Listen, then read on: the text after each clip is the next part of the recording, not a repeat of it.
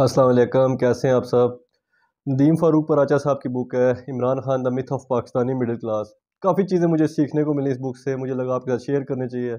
मेरे ख्याल में हमारे पॉलिटिकल डिस्कोर्स कुछ इस किस्म के इस मुल्क में कि इस किस्म की इल्मी चीज़ों की काफ़ी ज़रूरत है, जो सिंपल इस तरह के नज़रियात से कि यार मेरे वाला बड़ा अच्छा है या इसके वाला बड़ा अच्छा है या ये बहुत ईमानदार है, ये बहुत करप्ट है, उसके पीछे के अवामिल क्या कार फरमा है, उनका भी कोई अंदाज़ा लगाया जाए। तो लेकिन एक डिस्क्लेमर मैं फिर भी पहले ही दे दूँ कि अगर आपको खान साहब के बहुत तगड़े वाले फ़ैन हैं, तो शायद ये वीडियो आपके लिए कोई बहुत खुशाइन ना हो, तो आप इसको स्किप कर सकते हैं। मैं ये ना हो कि आप 20-25 मिनट ज़ाया करें और बाद में कहें कि ये तो मेरे लीडर को ऐसे कह रहा है। तो ये डिस्क्लेमर मैं पहले दे दूँ। हाँ, अगर आप चीज़ों को उनके पीछे के डायनामिक्स को समझना चाहते हैं, उसके बाद कोई इल्मी तौर पे डिसएग्री करते हैं, तो वो एक बिल्कुल ठीक बात है। अच्छा, किसी भी मुल्क का, किसी भी सोसाइटी का जो कोई भी तबका है, मुआशी तबका है, किसी चीज़ को देखने के ज़ाहिर है बहुत से ज़ाविये हो सकते हैं। ये बुक पॉलिटिक्स को एक सोशो इकोनॉमिक ग्रुप्स के हिसाब से देखती है कि किसी भी मुल्क का जो बुनियादी तबका है, वो ख्वाह अपर क्लास है, मिडिल क्लास है या लोअर क्लास है, वो किस तादाद में और फिर उनकी क्या एंग्ज़ायटीज़ हैं या क्या एस्पिरेशंस हैं, उनकी क्या खदशात हैं, क्या उनको डर खौफ हैं या क्या इनकी ख्वाहिशात हैं। ये बहुत ज़्यादा रोल इस चीज़ में अदा करती है कि इधर की पॉलिटिक्स कैसी होगी, यहाँ के लीडर कैसे होंगे।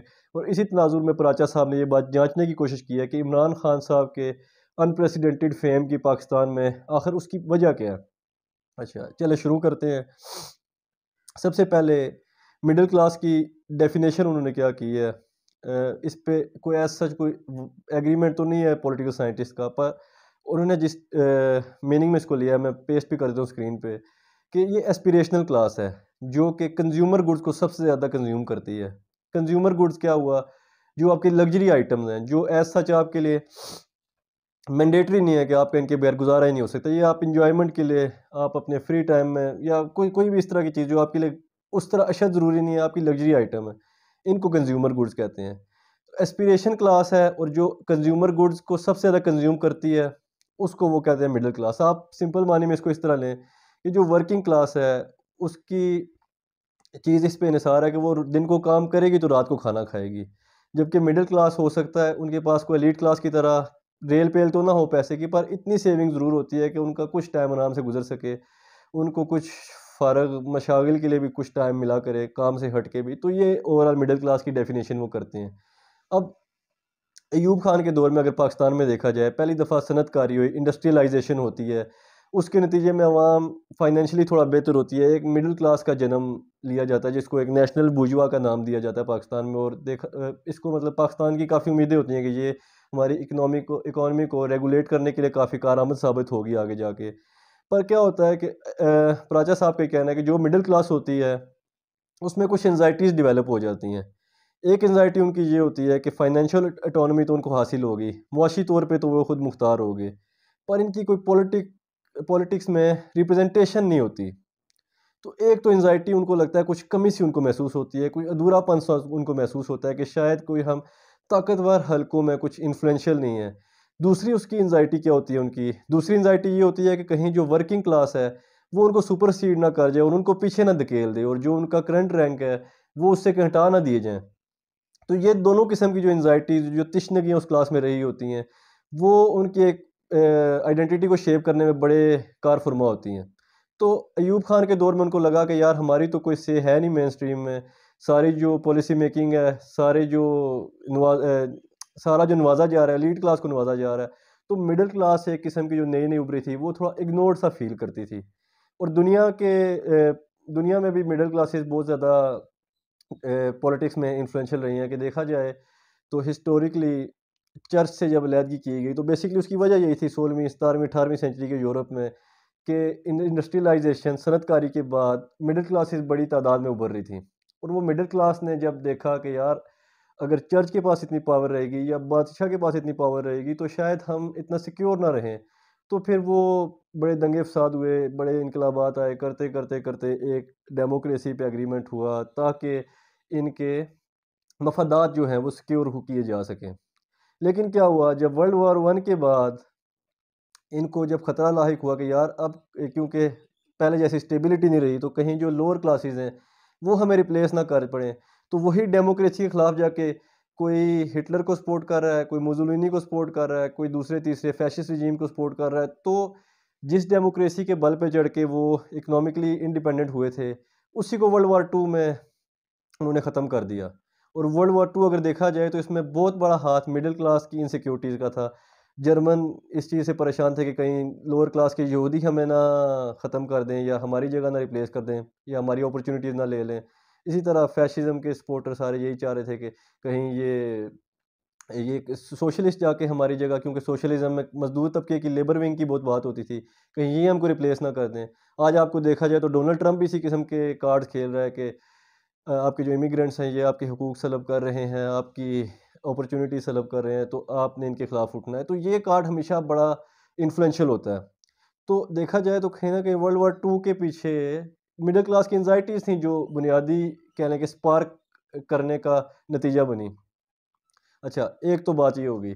अच्छा, अब क्या होता है कि अयूब खान साहब के बाद भुट्टो साहब का दौर आता है, तो उसमें मिडिल क्लास को कुछ उम्मीद होती है कि शायद कोई एलीट से हट के हमारे ऊपर ही तवज्जो दी जाए।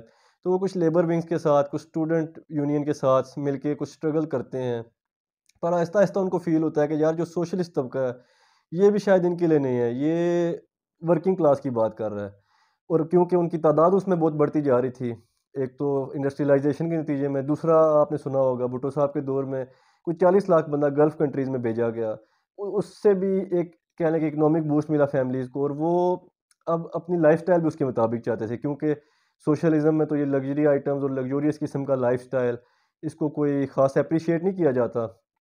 तो भुट्टो साहब को प्रेशराइज़ किया गया कि आपने लेफ्टिस्ट टेंडेंसीज़ छोड़ के वापस आपने न्यू लिबरल इकोनॉमिक्स की तरफ आना है, और आहिस्ता-आहिस्ता यही वजह बनी। ज़ाहिर-सी बात है किसी चीज़ का भी एक एस्पेक्ट नहीं होता, पर ये एक मखसूस एस्पेक्ट से स्क्रूटिनी की जा रही है। तो भुट्टो साहब को भी आहिस्ता-आहिस्ता न्यू लिबरल इकोनॉमिक मॉडल की तरफ आना पड़ा। अब सोशलिज़्म में क्या होता है, सोशलिज़्म में आपके जो मीन्स ऑफ प्रोडक्शन है, जो आपके ज़राए पैदावार हैं, वो सारे हुकूमत के पास होते हैं। और वेल्थ की भी डिस्ट्रीब्यूशन हुकूमत खुद करती है, हर चीज़ सेंट्रलाइज्ड होती है। जबकि जो नियो लिबरल इकोनॉमिक मॉडल है, उसमें क्या होता है कि उसमें मार्केट फ्री है, उसमें ताजिर की मर्ज़ी है, उसमें कैपिटलिस्ट सरमायादार जिसको बूर्जुआ कहते हैं उसकी मर्ज़ी है। कोई हुकूमती पाबंदी नहीं होगी, ग्लोबलाइजेशन होगी, मतलब कोई भी बॉर्डर की पाबंदी नहीं होगी, कोई भी कीमतें सेंटरों से तय नहीं होंगी। सर्वाइवल ऑफ द फिटेस्ट का कानून होगा, जो जितना कमा सकता है वो कमा ले, अपने बलबूते पे है। तो डिसेंट्रलाइजेशन होगी एक किस्म की, कोई सेंटर से कोई चीज़ नहीं की जाएगी। तो ये है न्यू लिबरल इकोनॉमिक मॉडल। तो मिडिल क्लासेस जो थी, मेजॉरिटी की बात हो रही है, तो वो सोशलिज्म से कोई ख़ास खुश नहीं थी। वो चाहती थी कि न्यू लिबरल इकोनॉमिक मॉडल अपनाया जाए। तो करते करते भुट्टो साहब वैसे ही हट गए, ज़ियाउल हक साहब आ गए। तो उस दौर में आपकी जो मिडिल क्लास उभरी, उसमें अब दो स्ट्रैंड्स बन चुके थे, दो डिफरेंट ग्रोथ तकसीम हो चुके थे। एक को इस्लामिक स्ट्रैंड का नाम दिया प्राचा साहब ने, दूसरे को रिलीजन न्यूट्रल। मतलब क्या, जो इस्लामिक मॉडल था, जो इस्लामिक ग्रुप था, वो ये न्यू लिबरल इकनॉमी की सपोर्ट तो कर रहा था, पर वो साथ इस्लाम का एहया भी चाहता था। वो चाहता था कि एक वो जो एक ट्रेडिशनल मौलाना मौदूदी और या डॉक्टर इसरार का उम्मत का कॉन्सेप्ट था कि आपने एक आलमी उम्मत बनानी है और इस्लाम को फैलाना है और एक सेंट्रल खिलाफत कायम करनी है, उनके उस किस्म के आइडियाज़ थे। जबकि जो दूसरा मिडिल क्लास का तबका था, वो न्यू लिबरल इकोनॉमिक मॉडल की तो हक में था, पर वो जो उसका इस्लामिक एस्पेक्ट था, वो उससे कोई ख़ास इम्प्रेस नहीं था। तो वो इस मामले में रिलीजन न्यूट्रल था। इंडिविजुअली वो मज़हब सारा प्रैक्टिस कर रहे थे, इंडिविजुअल की बात नहीं हो रही, उनकी फ़िक्र की बात हो रही है। अच्छा, तो जो इस्लामिक ग्रुप था, उसको कैटर किया ज़ियाउल हक साहब ने, और एक नेक्सस बना न्यू लिबरल इकोनॉमिक मॉडल का और इस्लामिज़्म का। और आप देखें कि मेरे ख़्याल में ये जो आज आप देखते हैं कि जो दही की दुकान भी खुलती है, उसके बाहर भी मदीना मिल्क शॉप लिखा होता है, मदीना मोटर्स, मक्का फ़लाना, हाजी टेक्सटाइल्स। तो मेरे ख़्याल में ये भी उसी की बाक़ियात हैं कि जो एक न्यू लिबरलिज़्म का और इस्लामिज़्म का गठजोड़ किया गया था। तो क्या होता है कि ये क्लास, दूसरी जो क्लास है वो इग्नोर रहती है। आगे नवाज़ शरीफ साहब टेक ओवर करते हैं, और नवाज़ शरीफ साहब भी ज़ाहिर है ज़ियाउल हक साहब की अकेडमी से आए थे, उन्हीं की सपोर्ट भी थी, उन्हीं की हाँ परवरिश भी उनकी हुई थी। तो वो भी उसी क्लास को लेके और लोअर क्लास को लेके आगे चलते हैं। जो दूसरी मिडिल क्लास थी, जो रिलीजन न्यूट्रल या अर्बन मिडिल क्लास थी ज़्यादा उसमें तादाद में, वो कहीं न कहीं इग्नोर रह जाती है। अच्छा, अब उसमें पॉलिटिकल एंग्ज़ायटी उनमें जन्म लेती है और वो एपॉलिटिकल हो जाते हैं, क्योंकि मेन स्ट्रीम पॉलिटिक्स में कभी भी उनको कोई कैटर नहीं किया गया, ना उनकी कोई रिप्रेजेंटेशन है। और मैंने बोला ना कि मिडिल क्लास में वैसे भी एक एंजाइटी होती है कि शायद ताकतवर हलकों में उनकी कोई ख़ास से नहीं है, ना ही कोई उनकी रिप्रेजेंटेशन है। अच्छा, अब करते-करते मुशर्रफ साहब का दौर आ जाता है। उससे पहले क्या होता है कि जो न्यू लिबरल इकोनॉमिक मॉडल है, वो दुनिया में भी उसमें कुछ इश्यूज़ आते जा रहे थे और पाकिस्तान में भी इकॉनमी कोई सेट नहीं हो रही थी। तो ये जो इस्लामिक तबका था, इसमें भी थोड़ी-सी रिज़र्वेशन आती गई और ये दोबारा स्टेट की तरफ देखते गए कि यार कि थोड़ी-सी इंटरवेंशन की जाए, कुछ ना कुछ मामलात हमारे मामलात इस तरह से फ्री तरीके से सही नहीं चल रहे। लेकिन एट लास्ट मुशर्रफ साहब आ गए और उसमें से न्यू लिबरल इकोनॉमिक मॉडल तो कैरी किया गया, पर उसमें से फिर इस्लामिज़्म वाला एस्पेक्ट साइड पे चला गया। अब ये पहली दफ़ा ये क्लास थी, जो रिलीजन न्यूट्रल मिडल क्लास थी, जिसको कि उठाया गया। सारी बैंकिंग के सिस्टम रिफ़ॉर्म की अगर आप देखें, इनके हिसाब से किए गए, एजुकेशनल पॉलिसी सारी देखें, इनके हिसाब से बनाई गई। सारी वो चीज़ें की गई जो अर्बन मिडल क्लासेस को खुश कर सकती थी। मीडिया की लिबरेशन, सारा कुछ। क्योंकि इसमें मुशर्रफ साहब एक अपनी कंस्टिट्यूएंसी देख रहे थे कि शायद फ्यूचर में अगर मैं एज़ ए सिविलियन कभी पॉलिटिक्स में आऊँगा, तो शायद ये मेरे वोटर होंगे। और देखा जाए तो क्योंकि मैं खुद भी इसी क्लास से हूँ, तो मुशर्रफ साहब की बहुत पज़ीराई थी। करिज़्मेटिक भी थे, बातचीत भी अच्छी करते थे। सारे कहते थे जनाब ये जर्नलिस्ट को उतार दिया, इंडिया जाके फ़लानी बात कर दी, कमांडो आदमी है, मर्द आदमी है, डरता नहीं है। और तभी से इस तरह के ख़्याल भी जन्म लेने लग पड़े कि ये सियासतदान तो मुल्क को लूट के खा जाते अगर हमारी फ़ौज ना होती। और इस तरह के आइडिया आप सुन-सुन के बड़े हुए होंगे, जो पुराने हैं उनको तो पता ही होगा। तो उसकी वजह क्या थी कि हमारे इर्द-गिर्द का माहौल ऐसा था जी, पंजाब का, सेंट्रल पंजाब का और कराची का। बाकी अगर हम देखें बलूचिस्तान में मामलात ऐसे नहीं थे, सिंध में मामलात ऐसे नहीं थे, कश्मीर में बहुत कम जगहों पे ऐसे मामलात थे, लेकिन जो हमारे इर्द-गिर्द की दुनिया थी, हमें लग रहा था यही एक दुनिया है। अच्छा, अब होता क्या है कि मुशर्रफ साहब के निकलने के बाद दोबारा से एक पॉलिटिकल एंग्ज़ायटी आ जाती है। एक तो पहले भी इनको कोई बराह रास्त तो कोई रिप्रेजेंटेशन नहीं मिली होती और उनके जाने के बाद वैसे ही एक गैप बन जाता है। तो राजा साहब का कहना है कि जो मिडल क्लास होती है, वो हमेशा क्योंकि पॉलिटिक्स में उनका कोई ख़ास इन्फ्लुएंस नहीं होता, तो वो एक अपनी कंज़्यूमरिस्ट आइडेंटिटी बना लेती है। कंज़्यूमरिज़्म आपको पता है कि जो मटीरियल गुड्स हैं, यही आपके जो अशिया जो मैंने अभी लग्ज़ूरियस आइटम बोला, इनके साथ जो अटैचमेंट है और इनके साथ अपनी खुशी को अटैच करना, इनके साथ अपनी हैप्पीनेस को अटैच करना, इनके साथ अपने आइडेंटिटी को अटैच करना। तो जो कंज़्यूमरिस्ट क्लास है, जो मिडल क्लास है, वो अपनी आइडेंटिटी कंज़्यूमरिज़्म की बेस पे बना देती है कि सर्टेन लाइफ़स्टाइल, सर्टेन किस्म की एजुकेशन, सर्टेन स्कूल में जाना, सर्टेन ब्रांड्स पहनना, सर्टेन किस्म का फर्नीचर, यहाँ तक कि मैं कहता रहता हूँ ना कि घर में एक Guinness book of world record की बुक पड़ी होना। तो एक सर्टेन आइडेंटिटी बन जाती है, एक रहन-सहन की बेस पे कि ये हमारी क्लास है, एक ऐसे हम रहते हैं, इस बेस पे उनकी एक आइडेंटिटी बनती है। और जो मिडिल क्लास होती है, मैंने उनको देखा, उनको ऐसे ही लग रहा होता है कि शायद वो हम ही दुनिया में पढ़े लिखे हैं, सारा कुछ हमें ही पता चल रहा है और हमारे अलावा सारी दुनिया जाहिल है। और उनको ये भी लग रहा होता है, वो जिसको कहते हैं ना हेस्टी जनरलाइज़ेशन, कि अपना थोड़ा-सा लिमिटेड से एक्सपीरियंस पे वो हर एक को कियास कर रहे होते हैं कि सारी दुनिया ऐसी है। अच्छा, अब क्या होता है कि मुशर्रफ साहब के जाने के बाद एक एंग्ज़ायटी इसमें डेवलप हो जाती है और ये एक कंज़्यूमरिस्ट क्लास है। तो इनको शाहिद मसूद और ज़ैद हामिद साहब जैसे लोग लॉन्च किए जाते हैं और मीडिया पे रोज़ वो पॉलिटिशियन के बारे में इस तरह की बातें कर रहे होते हैं कि ये तो लूट के खा जाते और मुशर्रफ साहब ऐसे थे और वैसे थे और कल को मार्शल लॉ लग जाएगा, परसों को मार्शल लॉ लग जाएगा। और मुझे याद है कि हम खुश हुआ करते थे कि यार मार्शल लॉ लग गया तो शायद कोई बहुत अच्छा हो जाएगा। वो हमारे मुतालिया पाकिस्तान में पढ़ाया जाता था कि अमरीत के फ़वाइद, फौरी फ़ैसले और स्ट्रॉन्ग हुकूमत और इस तरह की चीज़ें। तो जो अर्बन मिडल क्लास थी, वो मेनस्ट्रीम पार्टीज़ के साथ कभी भी अटैच नहीं थी। उसकी बहुत सारी वजूहत हैं। कंज़्यूमरिज़्म से उसका बहुत गहरा ताल्लुक है, जो प्राचा साहब ने एक बड़ी कमाल बात की है कि जो मिडल क्लास की सेंसिबिलिटी होती है ना, क्योंकि वो कंज़्यूमरिज़्म से शेप की गई है, तो वो उनकी पॉलिटिकल टेस्ट भी बड़े डिफरेंट होते हैं। लोअर क्लास को हो सकता है बिरयानी दी जाए, रोड सड़क पुल बना दिया जाए तो खुश हो जाएँ। हमारे यहाँ बातें हो रही होती हैं ना कि ये तो बिरयानी पे बिक जाते हैं या सड़कों, पुलों और नालियों की सियासत करते हैं। तो मिडल क्लास को एक रेटरिक पसंद आती है और एक पीछे मॉरल प्रीचिंग पसंद आती है कि कोई बड़ा मकसद हो, हम तो दुनिया में ये कर रहे हैं, हम तो करप्शन के अगेंस्ट निकले हुए हैं, हम तो आलमी ब्लॉग बना रहे हैं, या मैं उसको लताड़ दिया, इसको लताड़ दिया, उससे मैं पैसे ले आऊँगा, इधर से करप्शन ख़त्म कर दूँगा, ये वाला हेल्थ इंश्योरेंस ले आऊँगा, फलानी चीज़ ले आऊँगा। और कई दफ़ा उसमें से हो कुछ भी नहीं रहा होता, लेकिन जो नीचे के तबके हैं, वर्किंग क्लास, उनको हो सकता है सड़क पे खुश हो जाएँ, टैंकी पे खुश हो जाएँ। तो वो अब तो मुझे वो ज़्यादा इंटेलिजेंट लगने लग पड़े हैं कि उनको एटलीस्ट इतना पता होता है कि यार बाद में तो 5 साल कानून साज़ी तो दूर की बात, हमें पूछना भी हमारे लिए किसी ने नहीं है। तो एटलीस्ट अभी बिरयानी मिल रही है, बिरयानी तो खा लो, बाद में तो बिरयानी भी नहीं मिलनी। तो उनको हमेशा मिडिल क्लास लेट डाउन करती है कि ये मॉरली कोई ठीक नहीं है, ये छोटी मोटी चीज़ों पे बिकते हैं, छोटी मोटे फ़वाइद पे ये कोई नज़रिए की सियासत नहीं करते, और वो नज़रिया नहीं होता, वो रेटरिक होती है जिसके पीछे वो बुलंदोबाला झूठे किस्म के वादे मैनिपुलेशन की जा रही होती है, जैसे हिटलर वगैरह के दौर में मैंने कहा जैसे की गई थी। नाज़ी जर्मनी को क्या था, उनको यही डर था कि कहीं जूस हमें ना टेक ओवर कर लें। तो उसके बाद कैसी-कैसी रेटरिक बिल्ड की गई कि हम अज़ीम रेस हैं और हमारा ये काम है और फलाना काम है और फलाना काम है।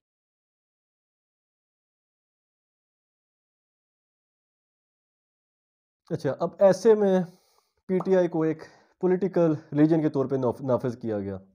उसके बड़े सारे इंसिडेंट्स हैं, हुसैन हक्कानी साहब के केस में खान साहब को फ्रंट मैन बनाया गया, वगैरह-वगैरह, और फिर कैसे उनकी मीडिया कैंपेनिंग की गई, कैसे धरने लॉन्च किए गए, सारा कुछ उस पे फ़ायदा नहीं बात करने का। एक तो ये एक्सेप्टेड रियलिटीज़ है, पीटीआई वाले भी मानते हैं, एस्टेब्लिशमेंट वाले भी मानते हैं। हर बंदा इनको एक्सेप्ट कर चुका है, इसमें अब ऐसी तो कोई बात है नहीं।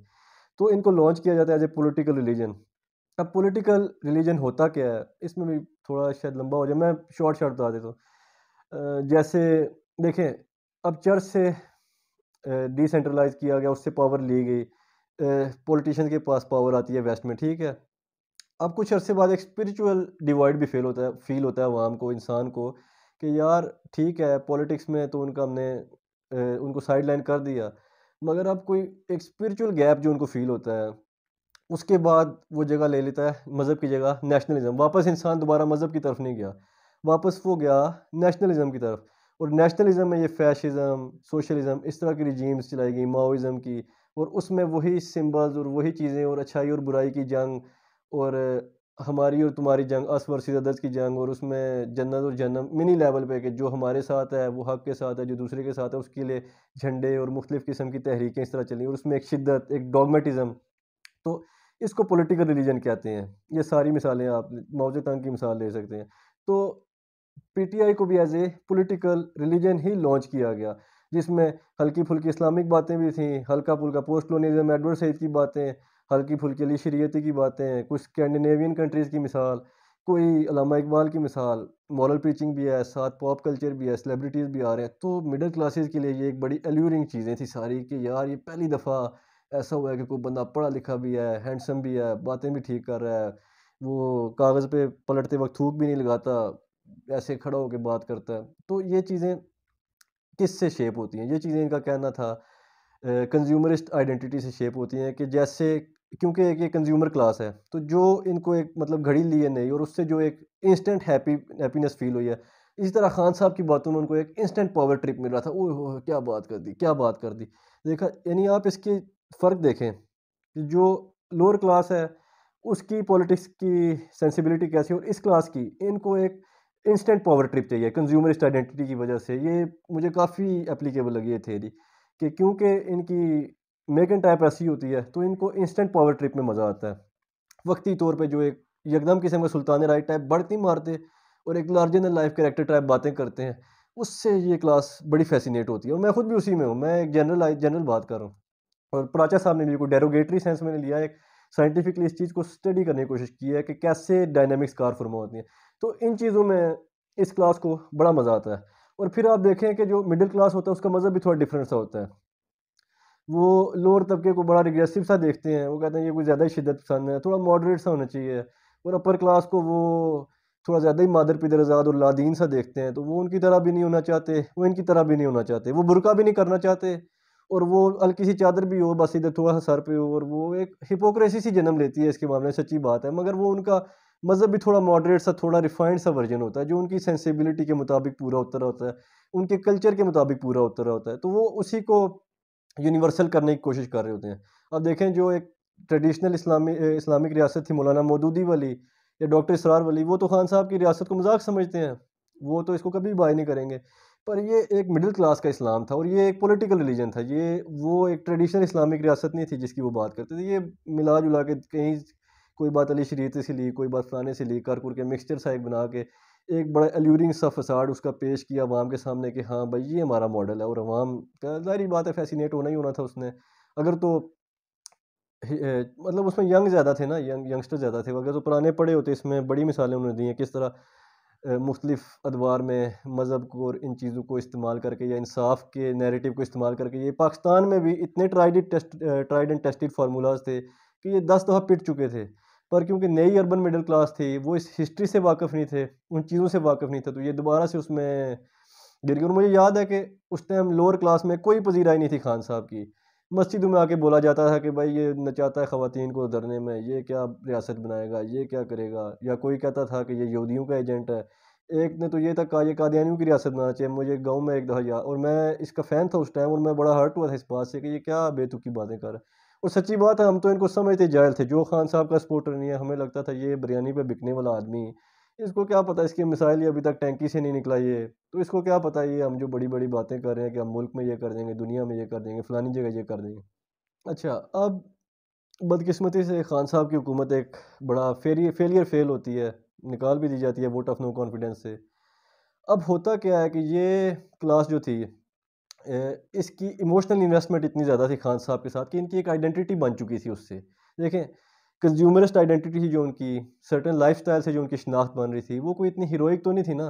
ना उसमें कोई बड़ा मॉरल मकसद था, ना उसका कोई और मकसद था, कोई उसमें हीरोपंती भी नहीं थी, वो जो कहते हैं ना किक नहीं मिलती थी।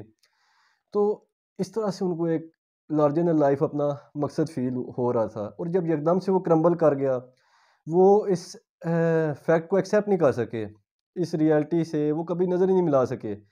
उसके बाद उन्होंने एक अपनी कॉन्सेप्चुअल रियलिटी बना दी। कॉन्सेप्चुअल रियलिटी क्या होती है? कॉन्सेप्चुअल रियलिटी ये होती है कि जो हकीकत है आप उसको नहीं देखते, जो हकीकत आप चाहते हैं आप उसको देखने लग पड़ते हैं कि ऐसा होना चाहिए था। मिसाल देता हूँ, इस्लाम का हम चाहते हैं कि पूरी दुनिया में खिलाफत कायम हो, सब मुसलमान हो जाएँ और एक आलमी रियासत हमारी कायम हो जाए। जब नहीं होती तो हम एक कंसेप्चुअल रियलिटीज़ में जीने लग पड़ते हैं। आप खबरें सुनने लग पड़ते हैं, नील आर्मस्ट्रांग मुसलमान हो गया, अंडरटेकर मुसलमान हो गया जी, वो व्हाट्सएप पे मैसेज चलेंगे, फॉरवर्ड पे फॉरवर्ड, फॉरवर्ड पे फॉरवर्ड, हर बंदा सुबहान अल्लाह, माशाल्लाह। तो वो एक कंसेप्चुअल रियलिटीज़ बन जाती है और लोग उसको बाय करने लग पड़ते हैं, क्योंकि उसमें इमोशनल इन्वेस्टमेंट उनकी इतनी ज़्यादा हो जाती है कि वो ये नहीं देखते कि ऐसा है, उनको लगता है कि ऐसा होना चाहिए। और उसके बाद जो चीज़ उससे हटती है, वो उसको सुनते भी हैं तो उनके दिमाग में नहीं पहुँचती। वो मुन्ना भाई आपने अगर देखी हो, उसमें वो कहते हैं ना कि आनंद भाई के दिमाग में बात कान से तो जाती है, दिमाग तक नहीं पहुँचती। तो मुन्ना भाई कहता है वो किधर जाती है? फिर पता तो नहीं किधर जाती है, पर इतनी बात सर्टेन है कि इनके दिमाग तक फिर वो बात नहीं पहुँचती, क्योंकि ये उसको बाय नहीं करते। आप इनको हर किस्म का आर्गुमेंट दे दें, ये उसमें से वो चीज़ बाय करेंगे जो इनके मतलब की है, बाकी सारी बातें बस गुश-मुश करके छोटा-मोटा जवाब देके वो कहेंगे नहीं। ख़्वाह वो लॉजिक की मीज़ान पे वो इतना थर्ड क्लास आर्गुमेंट हो कि वो खाली जवाब भरा जवाब हो, उसमें भी खुश हो जाएँगे कि हमने जवाब दे दिया। उस क्योंकि एक कॉन्सेप्चुअल रियलिटी बनाने लग पड़ते हैं। जूस बहुत सारे, जो हिटलर जब मरा था, बहुत सारे उसके फॉलोअर्स मानते ही नहीं थे। वो कहते थे नहीं ये इसकी ग़ैबत तो सूरा जिसको कहते हैं, अभी वक़्ती तौर पे ये गायब हुआ है, ये वापस आ जाएगा, ये वापस उतनी अज़ीम रियासत में आएगा। ये जो हमारी एक बड़ी किस्म की हमने अज़ीम सल्तनत बनानी थी वो बनेगी, ये वादा झूठा नहीं है हिटलर का। तो इस किस्म के डिनायल में हम रहने लग पड़ते हैं अपनी कॉन्सेप्चुअल रियलिटी बना के। यहाँ तक कि आप हैरान होंगे, मुस्तफ़ा कमाल अतातुर्क मरता है जब 1939 में, तो इधर के अखबारों में कई दिन शाया होता रहता है कि मुस्तफ़ा कमाल 2 दिन के लिए 2 मिनट के लिए उठा था और अपने साथ वाले को उठ के कहता है कि खुलाफाए राशिदीन का मॉडल बेस्ट मॉडल है और आपने इसी मॉडल पे बनना है, और फिर वो मर जाता है। वो भाई सारी उम्र वो खिलाफत को खिलाफ काम करता रहा, मस्जिदें तोड़ता रहा, अज़ानें बंद कराता रहा। वो सोए हुए उठ के बोलेगा, मगर वो सारी अवाम मानती रही और बड़ा अरसा मानती रही। यहाँ तक कि मैं बचपन में सुनता रहा कि कायद-ए-आज़म जब लंदन चले गए, तो हुज़ूर पाक ने बराह रास्त उनको आके जागे हुए बोला कि तुम्हारी तो पाकिस्तान में ज़रूरत है, उधर एक इस्लामिक रियासत बनानी है।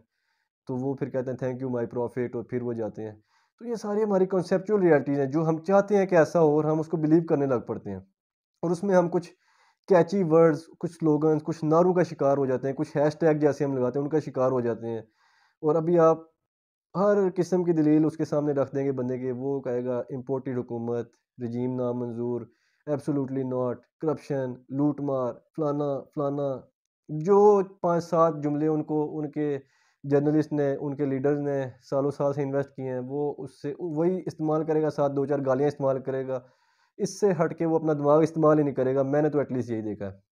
अब इसको प्राचा साहब स्टुपिडिटी कहते हैं, मगर वो स्टुपिडिटी नॉर्मल नहीं जिस तरह से हम रोज़मर्रा के अल्फाज में बोलते हैं। वो बोनहोफर का जो कॉन्सेप्ट था कि जो हम एक विलिंग सस्पेंशन ऑफ डिसबिलीफ करते हैं, कि मतलब जो हम अपनी रैशनैलिटी को जान के कह लें कि छोड़ देते हैं। कुछ रियलिटीज़ से जब हम आँखें नहीं मिला पा रहे होते, और वो उनका कहना था कि किसी पावर के उठने के लिए किसी एक ग्रुप की स्टुपिडिटी प्रैक्टिस करना बड़ी लाज़मी है। कैसे? कई दफ़ा ये हमारी एंग्ज़ायटीज़ को कोप करने का सबब बनती है। जैसे मैंने हिटलर की मिसाल में बोला कि वो जान के वो सारे स्टुपिडिटी प्रैक्टिस कर रहे हैं कि हिटलर मरा नहीं है, वो वापिस आएगा। क्योंकि उनकी एंग्ज़ायटी इतनी शदीद है कि वो उसको अपनी एंग्ज़ायटी को टैकल करना चाह रहे हैं, और इस कह लें कि विलिंग सस्पेंशन से वो इस चीज़ को करने में कामयाब हो रहे हैं। वो अपनी रियलिटीज़ उन्होंने एक पैरेलल रियलिटी बना ली है, और वो इसी के गिर्द चलते जा रहे हैं, चलते जा रहे हैं। अभी आप देखें ना, इसको कितना अच्छी तरह से एक्सप्लॉइट करते हैं ये इनके जर्नलिस्ट। आज खान ने ये कह दिया, आज खान ने वो कह दिया, ये कोई डील नहीं करेगा, वो डील नहीं करेगा, आज वापस आया, कल वापस आया, और वो उसमें चलते जा रहे हैं, चलते जा रहे हैं, चलते जा रहे हैं। अब इसमें आप उनके आगे जो मर्ज़ी मिसाल दे दें कि साइफ़र होता क्या है, यूएस रिजीम चेंज के दलाइल कितने हैं, या खान साहब 4 दफ़ा तो उससे खुद मुकर चुके हैं। ये कितनी कितने इसके बयान हैं, मैं इसको कोई एक आध अखबार का टोटा ही पेश कर दूँ, ख़ैर वो तो मानेंगे नहीं, क्योंकि एक होती है चीज़ सिमेंटिक एल्बोरोम, कि आप बात ऐसे अल्फ़ाज़ में करें कि आप ताकतवर हलकों तक भी पैगाम पहुँचाएँ, और बाद में आप इनकार भी कर सकेंगे, नहीं, नहीं मैंने वो इस सेंस में कहा था, आपने इस सेंस में ले लिया। कितनी दफ़ा वो कभी कहते हैं जी बाजवा साहब ने एक्सपोर्ट किया है, कभी कहते हैं जी मोहसिन नकवी ने गिराई है, कभी कुछ एक बिल्कुल बेसलेस सी बातें। और फिर वो कांग्रेस वुमन को कह रहे हैं तुम जाके अमेरिका में स्टेटमेंट दे देना, हमारे लिए बड़ी काम आएगी। तो जिस मुल्क ने आपके लिए हुकूमत गिराई है, आप वापस उसी को कह रहे हो कि हमारी मदद करो। और फिर बाजवा अगर इतना बड़ा मीर जाफ़र है, बाद में कहते हैं कि केपीके की असेंबलीज़ मैंने बाजवा के कहने पे डिसॉल्व की। तो भाई एक दफ़ा आपकी वो हुकूमत गिरा चुका है, मीर जाफ़र है, फिर आप उससे मशवरा करने जा रहे हो और उसका मशवरा मान भी रहे हो। और अवाम को आप कह रहे हो कि मैं कभी दोबारा डील नहीं करूँगा, कभी बात तक नहीं हो रही। मुझे याद है रोज़ कहते थे कोई बात नहीं हो रही, मैं उनका फ़ोन ही नहीं उठा रहा। और अब पसे पर्दा आप कह रहे हो कि मेरी उससे मुलाकातें हुई, उसने रिज़ॉल्व किया। एक तो खान साहब की ये अच्छी बात है कि उनकी से रियलिटीज़ बाद में हमेशा उनके मुँह से निकल जाया करती हैं। तो कहने का मतलब क्या, कि इस क्लास को लगता है कि ये कोई पहली दफ़ा एंटी एस्टेब्लिशमेंट सेंटीमेंट्स आए हैं, क्योंकि अब इनके ग्रुप में पहली दफ़ा और मेन स्ट्रीम में ये है। सिंध से हमेशा इस तरह की आवाज़ें उठती रहीं, बलूचिस्तान से हमेशा इस तरह की आवाज़ें उठती रहीं। केपीके में बाचा खान जैसे लीडर 35-35 साल उन्होंने लगाए जेलों में। पुंछ के लोगों ने हमेशा कश्मीर में आवाज़ें उठाई, पर वो इनके लिए कोई इंसान का दर्जा शायद नहीं रखते थे। इसलिए इनको लगता है कि ये पहली दफ़ा इस तरह हुआ है। अगर हुआ भी है तो भाई 40 साल के मार्शल लॉ के बाद अगर आप नहीं सीख सके और ख़ान साहब ने आपको सिखा दिया, तो इसमें इनका कमाल नहीं, इसका मतलब आपके दिमाग के साथ कोई मसला था ना, कि आपको 70 साल में समझ नहीं आई और ख़ान साहब के निकाले जाने के बाद समझ आ गई। और निकाले जाने के बाद तो हर बंदा ही कहता है, नवाज़ शरीफ साहब भी एंटी एस्टेब्लिशमेंट हो गए थे। आज फजलुर रहमान साहब भी एंटी एस्टेब्लिशमेंट हो गए हैं। तो आप उन पे तो बिलीव नहीं करते, क्योंकि मिडिल क्लास की एस्पिरेशंस थी वो खान साहब के साथ अटैच थी, उनकी आइडेंटिटी इसके साथ अटैच थी, और ये पहला बंदा है जिसकी वजह से इनको पहली दफ़ा एक झटका महसूस हुआ है। इससे पहले बाकी सब क्लासेस में हमेशा से ये चीज़ आम थी, क्योंकि इनमें अभी ये आम हुई है। इनको लग रहा है कि ये पहली दफ़ा ऐसी बातें हुई हैं, ये तो अनप्रेसिडेंटेड है, ऐसा कभी हुआ ही नहीं पाकिस्तान में। भाई हमेशा से ऐसे ही होता आ रहा है, आपके तबके को भी पता चला है। अच्छा, अब इस बुक में बहुत से पहलू हैं जो मैंने बात नहीं कर सका, क्योंकि वीडियो है, इसमें छोटी ही बात हो सकती है। तो आप अगर पढ़ना चाहें इसको ज़रूर पढ़ें, बड़ी शानदार बुक है। एक बात मैं करूँगा कि ये अमेरिका वाले ड्रामे के बाद शायद ये चीज़ इतनी एप्लीकेबल नहीं रही, कि अब जो है मिडल क्लास नहीं है खाली उनके साथ, मेरे ख़्याल में, अब लोअर क्लास भी उनके साथ है। साइफ़र वाले केस से पहले कभी भी लोअर क्लास उनके साथ नहीं थी, और कश्मीर तो बिल्कुल भी नहीं था, और अब सारा कश्मीर उनके साथ है। और अंदरूनी सिंध और बलूचिस्तान अभी भी रहता है। अच्छा, दूसरी बात कि इस बुक में शायद केपीके के डायनामिक्स को डिस्कस नहीं किए गए, और केपीके के शायद डायनामिक्स भी डिफरेंट थे। वहाँ के वो साइड थोड़ी-सी मुझे भी इतनी नहीं पता केपीके का, मैं इतना जानता नहीं हूँ कि मैं उस पे कोई ऐसा तबसरा कर सकूँ कि वहाँ क्या अवामिल कार फरमा रहे हैं ओवर द ईयर्स। अच्छा, अब कंसेप्चुअल रियलिटी वाली जो बात है, इनकी खान साहब की करप्शन पे बात करनी हो, खान साहब की इस्लामिक टच पॉलिटिक्स पे बात करनी हो, किस तरह मज़हब का बेदरेग सफ़ाकाना किस्म का इस्तेमाल किया गया, कैसे झूठ बोले गए, कैसे यू टर्न लिए गए, कैसे जर्नलिस्ट, मतलब 19 से 20 जर्नलिस्ट मुझे याद हैं, अनीक नाजी साहब के घर नोटिस भिजवाए गए, मोहसिन बेग साहब पे हमला कराया गया, अरफा बलोच को मरवाया गया, मतीउल्लाह जान असतूर, इन पे हमले कराए गए। इन पे बात करनी हो, 6-7 घंटे मैं आपको आराम से बैठ के उनकी कारस्तानियाँ गिनवा सकता हूँ, हर शोबे में। लेकिन क्या, कि वही एक कंसेप्चुअल रियलिटी वाली बात, कि क्योंकि एक क्लास है जिसकी आइडेंटिटी, जिसकी शनाख्त, जिसके गोल सारे इनके साथ अटैच हो चुके थे। अब वो वही बात करेंगे हमेशा, ये चोर, ये लुटेरे, तुम भी गद्दार, ये भी गद्दार। और वो बात वही है कि इनके कान में आवाज़ जाएगी पर इनके दिमाग तक पहुँचेगी नहीं। आनंद भाई वाली बात है। अच्छा, चलें बहुत सारी बातों में से करप्शन पे एक छोटी-सी बात कर लेते हैं। आप इनके सामने कभी ये मिसाल देके देखना, फिर इनके जवाबात आप सुनना। मलक रियाज साहब को 190 मिलियन पाउंड का जुर्माना होता है यूके में, और वो पाकिस्तान पैसा भिजवाया जाता है। ये भाई साहब सारी उम्र कहते रहे थे मैं लूटा हुआ पैसा वापस लाऊंगा, जो वो 190 मिलियन पाउंड मिलता है वो वापस मलक रियाज को दे देते हैं और कहते। अच्छा, अब इसके चार जवाब ये देते हैं जस्टिफिकेशन। सबसे पहली वो ये कहते हैं कि हमने इस तरह इसलिए मंगवाना पड़ा कि दूसरी तरह वो पैसा आता ही ना। भाई एक मनी लॉन्डर को उधर फाइन हुआ है, ये तो बिल्कुल झूठ बोल रहे हो आप कि वो पैसा आता ही ना। पैसा तो उन्होंने वैसे ही भेजा। चले अगर पैसा नहीं भी आता तो ये दो बातें कैसे आप इक्वेट कर रहे हो कि एक पैसा मुल्क के पास आ रहा है, एक पैसा मलिक रियाज साहब के पास आ रहा है, ये दो चीज़ें कैसे सेम हो सकती हैं? अगर आप इस सेंस में कह रहे हो कि वो डॉलर आप पाकिस्तान में लाने के लिए बहुत डेस्परेट थे, बेशक मलिक रियाज के खाते में आए, तो इंडिविजुअल लेवल के लिए ये बहुत बड़ी रकम है। ये मुल्की लेवल पे कोई इतनी बड़ी रकम नहीं है कि इससे आप कहें कि डॉलर की कीमत कम हो जाएगी कि हम लाना ही लाना था और हमें केस लड़ना पड़ता, वरना यूके में 5 साल और फिर भी ना आता तो ना आता। भाई मलिक रियाज की जेब में आना ज़रूरी था, बेशक ना आता, कोई फ़र्क नहीं थी इतनी। खाली बेगर की जो भिखारी हमारे, इनकी इंडस्ट्री 42 बिलियन डॉलर की है पाकिस्तान में, तो ये 190 मिलियन ला के आपने कौन सा एहसान कर दिया पाकिस्तान पे? बिल्कुल बेतुका जवाब। दूसरा जवाब क्या दिया जाता है? दूसरा जवाब इसकी, क्योंकि अलकादर ट्रस्ट के साथ एक इसका लिंक था कि इसके बदले में उसकी ज़मीन ली गई, उधर पैसा लिया गया खान साहब ने मलिक रियाज से, तो वो फिर इसको साइड लाइन कर देते हैं और उस पे बात करने लग पड़ते हैं कि देखें जी उधर गरीब बच्चे पढ़ रहे हैं और वगैरह वगैरह। उधर जो करप्शन हो रही है वो एक बिल्कुल अलग बात है। चलें, वो एक बहुत अच्छी बात है, वो एक अलहदा केस है। पहले इसका तो जवाब दो कि ये पैसे इसको कैसे दिए गए, इस चीज़ को अलहदा डील करो, उसका जवाब बाद में देना। और उसमें भी जो मुझे याद है खान साहब ने जो कहा था कि वो तो ट्रस्ट के लिए पैसे और ज़मीन वो मलिक रियाज ने इसलिए दे दिया कि वो सूफीज़्म में बड़ा शौक रखता है, वो बड़ा रूहानी आदमी है। ओ खुदा का नाम है यार, कितना कि रूहानी आदमी। अब रोटी को गोगो कहते हैं हम, कि ये बात हम मानने लग पड़े हैं कि वो रूहानियत के चक्कर में उसने आपको और आपकी बेगम को उधर प्लॉट भी दे दिया, उधर इन्वेस्टमेंट भी दे दी। ये खान साहब का ऑन रिकॉर्ड मौजूद है यूट्यूब पे, आप सुन लेना। अच्छा, या फिर तीसरा जवाब ये दिया जाता है कि ये पूरी काबीना ज़िम्मेदार है क्योंकि काबीना का फ़ैसला था। तो ठीक है भाई, काबीना अगर ज़िम्मेदार थी तो खान साहब भी उसमें थे, बल्कि सबको प्रेशराइज़ करने वाले वही थे। तो इससे भी वो कोई बेगुनाह नहीं साबित होते। चार सारे काबीना के मेंबरान उसमें शामिल हैं। और फिर तो काबीना के उस टाइम मुझे याद है सारे आके कह रहे थे कि हमसे बंद लिफ़ाफ़े पे साइन कराए गए। चलें आप उनको भी कसूरवार ठहराएँ, तो ये भी साथ फिर सबको एक लाठी से हाकें। अच्छा, या फिर एक चौथा आखिरी आर्गुमेंट ये दिया जाता है कि एस्टेब्लिशमेंट, ये सबसे बोंगा आर्गुमेंट कि एस्टेब्लिशमेंट अगर ये इतना ही पक्का केस होता, एस्टेब्लिशमेंट इधर टाइप केस क्यों बनवाती इन पे, वो तो इसी केस में इनको डिसमिस कर देती। अब पहली बात है ये कोई इल्मी जवाब है। दूसरी बात, एस्टेब्लिशमेंट की आप हिस्ट्री उठा के देखें, वो हमेशा आपको ऐसे केस में साइड कराती है कि आपके पास वापस आने का ज़रिया हो। क्योंकि अगर आपको वो बिल्कुल ख़त्म कर देंगे तो फिर तीसरी फ़ोर्स नहीं रहती ना उनके पास। आपको क्या लगता है नवाज़ शरीफ के खिलाफ़ कभी कुछ साबित हुआ है? कभी ज़रदारी के खिलाफ़ कुछ साबित हुआ है? भाई सारी-सारी उम्र में कुछ साबित नहीं हुआ। और मैं ये नहीं कहता कि उनके कोई करप्शन नहीं की। एक तो उनको केस ऐसे चाहिए होते हैं जिसमें वापस आने की गुंजाइश हो। और मोहित पीरज़ादा साहब ऑन रिकॉर्ड मौजूद हैं कि हमें एस्टेब्लिशमेंट आके ब्रीफिंग देती थी नवाज़ शरीफ के खिलाफ़ और अभी वो गलत साबित हुई बाद में। आप उनका इंटरव्यू निकालिएगा मतीउल्लाह जान के साथ। अच्छा, और वो ये नहीं कहते कि ये किस हैसियत में ब्रीफिंग देती थी और मैं किस हैसियत में जाता था, और वो इसको कंडेम अभी भी नहीं कर रहे। वो सिर्फ़ ये कह रहे हैं कि हमें गलत बातें बताई जाती थी। यार, इनके इंटेलेक्ट का अंदाज़ा करो।